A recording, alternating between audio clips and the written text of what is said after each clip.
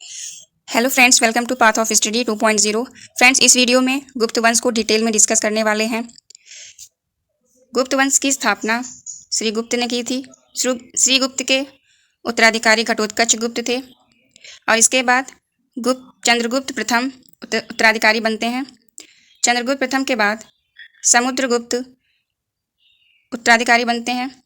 समुद्रगुप्त के बाद चंद्रगुप्त द्वितीय का शासनकाल आता है। इन्होंने विक्रमादित्य की उपाधि धारण की थी और गुप्त वंश के अंतिम शासक श्रीगुप्त थे। यहाँ पर गुप्त वंश के साम्राज्य को विस्तार से मैप में दर्शाया गया है, जिसमें से यह रेड लाइन के अंदर जो क्षेत्र है यह समुद्रगुप्त के दक्षिण भारत की ओर अभियानों को प्रदर्शित करता है।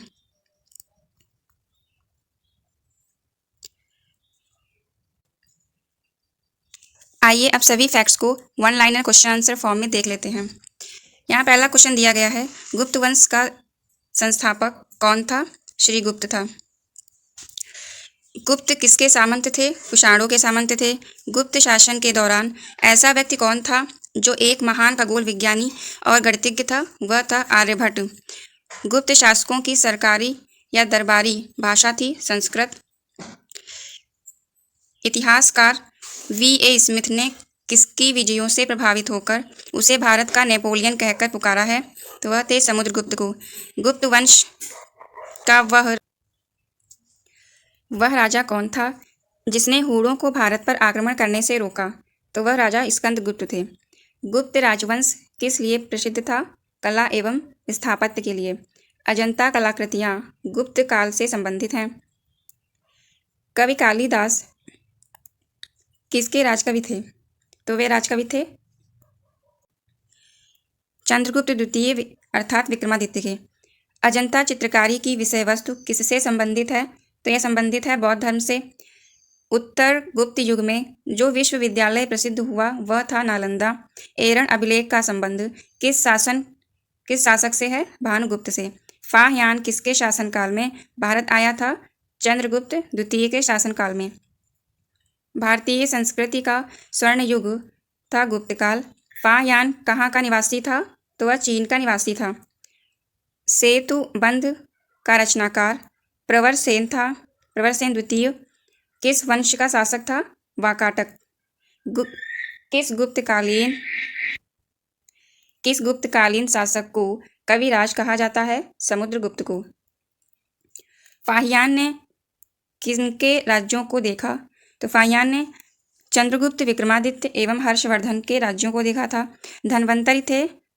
धन्वंतरी चंद्रगुप्त विक्रमादित्य के दरबार के नवरत्न में से एक थे जो कि प्रसिद्ध चिकित्सक थे।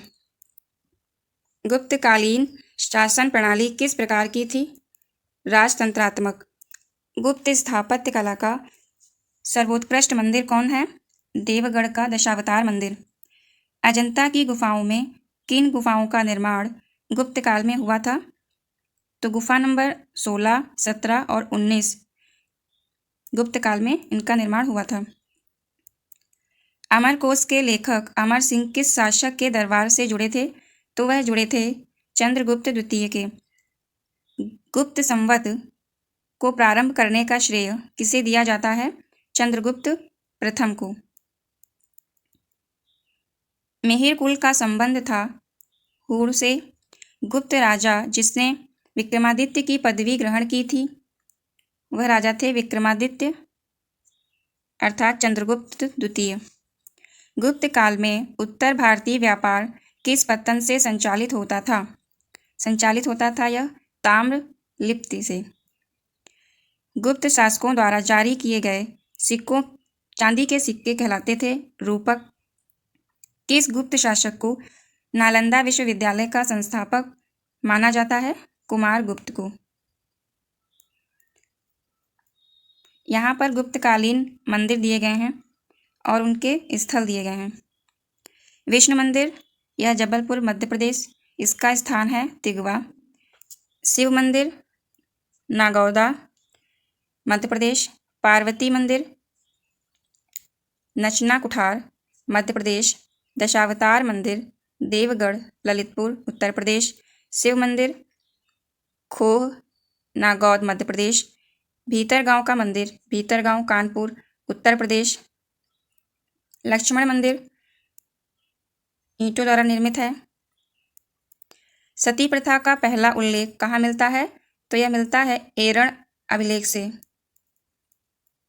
वह प्रथम भारतीय विद्वान कौन था जिसने गणित को एक पृथक विषय के रूप में स्थापित किया था? तो वह थे आर्यभट्ट। तांबा का सिक्का जारी करने वाला पहला गुप्त शासक कौन था? तो वे थे रामगुप्त। कालिदास की किस कृति की गिनती विश्व की 100 प्रसिद्ध साहित्यिक कृतियों में होती है? तो यह होती है, यह कौन सी कृति है? अभिज्ञान शाकुंतलम। वर्तमान गणित में दशमलव प्रणाली आविष्कार का श्रेय किस युग को है? तो वह युग है गुप्त युग। गुप्त काल के सर्वाधिक लोकप्रिय देवता थे विष्णु। मेहरौली स्थित लौह स्तंभ का निर्माण किस सदी में हुआ था? चतुर्थ सदी में। कुमार संभवम महाकाव्य किस कवि ने लिखा था? कालिदास ने। नालंदा विश्वविद्यालय की स्थापना का युग है गुप्त युग। गुप्तकालीन रचनाएं एवं रचनाकार दिए गए हैं। विष्णुगुप्त की रचना है पंचतंत्र। कालिदास की रचनाएं मालविकाग्निमित्रम, कुमार संभवम, अभिज्ञान शाकुंतलम, मेघदूत, रघुवंश महाकाव्य, ऋतुसंहार, विक्रमोर्वशीयम। विशाखदत्त की रचनाएं मुद्रा राक्षस और देवी चंद्रगुप्तम है। भारव की किरातार्जुनीयम, भास की स्वप्न वासवदत्तम, शूद्रक की मृच्छकटिकम, राहमिहिर की रचना है वृहत संहिता पंच सिद्धांतिका। आर्यभट्ट की रचनाएं हैं आर्यभट्टीय सूर्य सिद्धांत। ब्रह्मगुप्त की रचना ब्रह्म सिद्धांत है। वाग्भट की रचना अष्टांग हृदय और धन्वंतर की रचना है शल्य शास्त्र। मेहरौली स्थित लौह स्तंभ का निर्माण चतुर्थ सदी में हुआ था। गुप्त संवत किसके द्वारा शुरू किया गया? तो वह शुरू किया गया था चंद्रगुप्त प्रथम के शासनकाल में।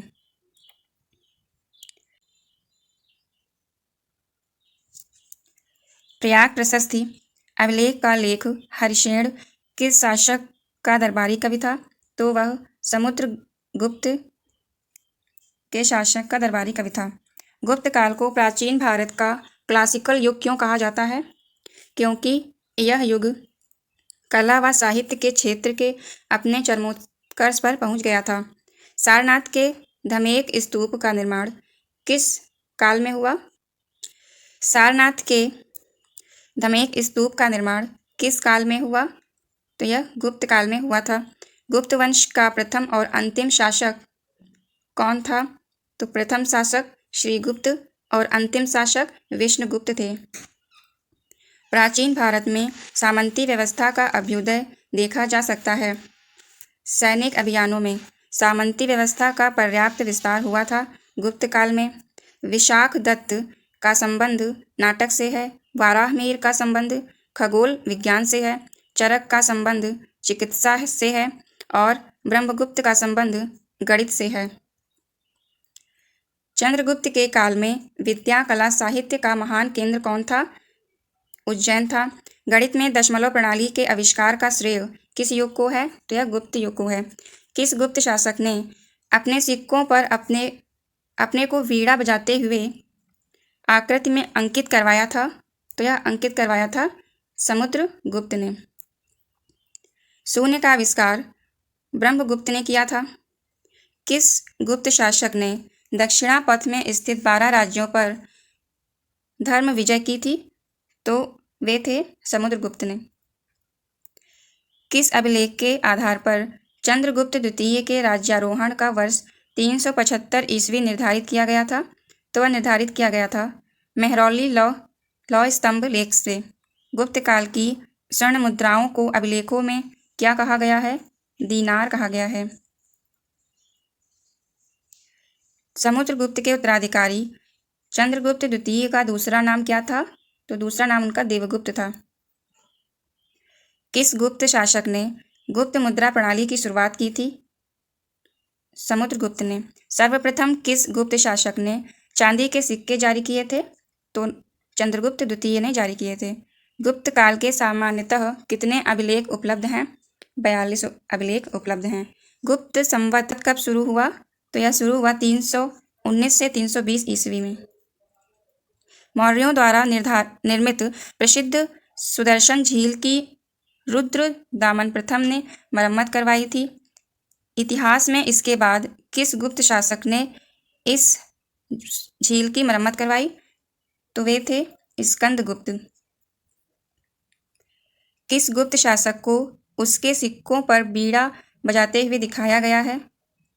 समुद्रगुप्त को। प्रसिद्ध इलाहाबाद प्रशस्ति का लेखक कौन था? तो लेखक थे हरिसेन। स्कंदगुप्त का कौन सा अभिलेख पुष्यमित्र तथा हूणों को सबसे बड़ा शत्रु बताता है? इलाहाबाद स्तंभ अभिलेख। चंद्रगुप्त द्वितीय के दरबार में 9 नवरत्न रहते थे। कौन कौन से थे? आइए देख लेते हैं। पहले थे कालिदास, दूसरे धन्वंतरि, अमर सिंह, घटकरपर, छपड़क, वेताल भट्ट, वाराह मिहिर, वररुचि और शुक्र। यहाँ पर गुप्त अभिलेखों की सूची दी गई है, जिसमें एक साइड शासकों के नाम हैं, फिर उनके शासनकाल के बारे में बताने वाले कितने प्रकार के अभिलेख हैं, तो अभिलेखों की संख्या दी गई है। उसके बाद अभिलेखों के नाम क्या हैं और उनकी प्रकृति क्या है, ये बताया गया है। तो पहले शासक हैं समुद्रगुप्त। इनके 4 अभिलेख मिलते हैं। पहला अभिलेख इलाहाबाद स्तंभ शिला, दूसरा एरण शिला स्तंभ, नालंदा ताम्रपत्र और गया पत्र। जिसमें से इलाहाबाद और एरण जो अभिलेख हैं वो उनकी प्रकृति प्रशस्ति है और बाकी के 2 उनकी प्रकृति शाही आदेश है। प्रशस्ति का मतलब क्या होता है? प्रशस्ति वे होते हैं जिसमें राजा की प्रशंसा की जाती है और शाही आदेश राजा द्वारा दिए गए जनता को आदेश होते हैं। दूसरे शासक चंद्रगुप्त द्वितीय, इनके अभिलेखों की संख्या 6 है, जिसमें से 5 अनुदान स्तंभ हैं और 1 मेहरौली लौह स्तंभ है। अगले हैं कुमारगुप्त प्रथम। इनके सबसे ज़्यादा अभिलेख मिलते हैं। अगला क्वेश्चन आता है, गुप्त काल में सर्वाधिक अभिलेखों की संख्या किस शासक की थी? तो आंसर होगा कुमारगुप्त प्रथम। नेक्स्ट हैं कुमारगुप्त। इनके 5 अभिलेख हैं और बुद्धगुप्त के 7 अभिलेख हैं। इसमें से भीतरी स्कंदगुप्त के अभिलेखों में जूनागढ़ शिला अभिलेख और भीतरी स्तंभ सर्वाधिक फेमस अभिलेख हैं। इसके बाद एक एक अभिलेख मिलते हैं पुरगुप्त के, नरगुप्त, कुमारगुप्त द्वितीय के और विष्णुगुप्त, वैन्यगुप्त, भानुगुप्त के। जिसमें से भानुगुप्त के अभिलेख है जो कि एरण अभिलेख उसका नाम है और इसमें सती प्रथा का वर्णन मिलता है। बाल विवाह की प्रथा आरंभ हुई थी गुप्त काल से। गुप्त काल में राज्य की आमदनी का मुख्य स्रोत भूमिकर था। कला के किस क्षेत्र में गुप्त काल में असाधारण उन्नति हुई थी? तो वह चित्रकला के क्षेत्र में हुई थी। मेहरौली के लौह स्तंभ में किस शासक का नाम है? तो वह चंद्रगुप्त का है। इलाहाबाद के स्तंभ लेख में हरिसेन की प्रशंसा की थी। हरिसेन ने समुद्रगुप्त की प्रशंसा की थी। इतिहासकार स्मिथ ने समुद्रगुप्त के विजयों से प्रभावित होकर उसे क्या कहकर पुकारा है? तो भारतीय नेपोलियन कह के पुकारा था। चंद्रगुप्त द्वितीय के काल में विद्या, कला और साहित्य का महान केंद्र कौन था? तो वह उज्जैन था। चंद्रगुप्त द्वितीय को विक्रमादित्य क्यों कहा जाता है? क्योंकि उन्होंने उज्जैन शासकों पर विजय की थी। इसी के फलस्वरूप उन्होंने विक्रमादित्य की उपाधि भी धारण की थी। यहाँ पे गुप्त वंश के शासकों द्वारा विजित किए गए क्षेत्र को मैप में प्रदर्शित किया गया है। फ्रेंड्स, आयोग ने पेट सिलेबस में गुप्त वंश के केवल समुद्रगुप्त और चंद्रगुप्त द्वितीय शासकों के नाम दिए हैं। तो यह क्षेत्र समुद्रगुप्त द्वारा विजित किया गया था और यह क्षेत्र चंद्रगुप्त द्वितीय द्वारा विजित किया गया था। फ्रेंड्स, वीडियो पसंद आई हो तो लाइक करिएगा। Thanks for watching. जय हिंद।